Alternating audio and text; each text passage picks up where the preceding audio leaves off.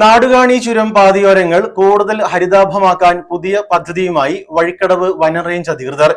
ചുരം പാതയിലെ ഏറ്റവും ആകർഷകമായ കാഴ്ചകളിൽ ഒന്നായിരുന്നതും പാതയോരത്ത് തിങ്ങി നിറഞ്ഞതുമായ മുളങ്കൂട്ടങ്ങൾ പുനഃസൃഷ്ടിക്കാനുള്ള പദ്ധതിയാണ് നെല്ലിക്കുത്ത് ഫോറസ്റ്റ് സ്റ്റേഷന് കീഴിൽ നടന്നുകൊണ്ടിരിക്കുന്നത്. 2024 നാടുകാണി വനമേഖലയിലെ മുളകൾ മുഴുവൻ പൂത്ത് പൂർണ്ണമായി ഉണങ്ങിപ്പോയിരുന്നു. പുല്ലുവർഗത്തിൽപ്പെട്ട മുളകൾ പൂത്ത് മുളയരിയാകുന്നതോടെ പൂർണ്ണമായി നശിച്ചു പോവുകയാണ് പതിവ്. മുള കട്ടയിടുക എന്നാണ് ഇതിന് പറയുന്നത്. ആനകളുടെ പ്രധാന ആഹാരമാണ് മുളകൾ.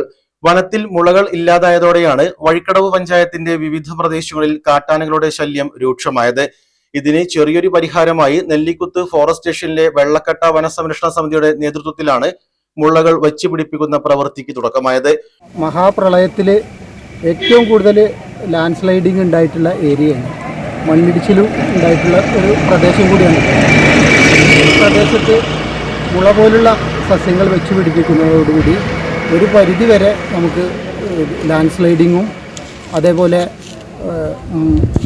മണ്ണൊലിപ്പും തടയാൻ കഴിയും എന്നാണ് പ്രതീക്ഷിക്കുന്നത്.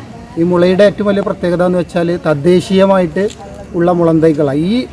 ഈ ഏരിയയിൽ നിന്ന് തന്നെ കളക്ട് ചെയ്ത് വനം വകുപ്പിൻ്റെ സെൻട്രൽ നഴ്സറിയിൽ പ്രത്യേകമായി ശാസ്ത്രീയമായിട്ട് വികസിപ്പിച്ചെടുത്ത തൈകളാണ് ഈ പ്രദേശത്ത് നട്ടുകൊണ്ടിരിക്കുന്നത്.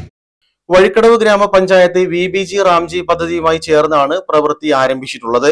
വനം വകുപ്പിന്റെ വള്ളുവശ്ശേരി സെൻട്രൽ നഴ്സറിയിൽ ശാസ്ത്രീയമായി വികസിപ്പിച്ചെടുത്ത 2 വർഷം പ്രായമായ 1000-ഓളം മുളത്തൈകളാണ് ചുരത്തിലെ തകരപ്പാടി മുതലുള്ള വനത്തിൽ വെച്ചുപിടിപ്പിക്കുന്നത്. പ്രവൃത്തിയുടെ ഉദ്ഘാടനം deputy range forest officer V Rajesh Vazhikkadavu ഗ്രാമപഞ്ചായത്ത് അംഗം ഗോപിനാഥന് തൈകൾ കൈമാറി നിർവഹിച്ചു.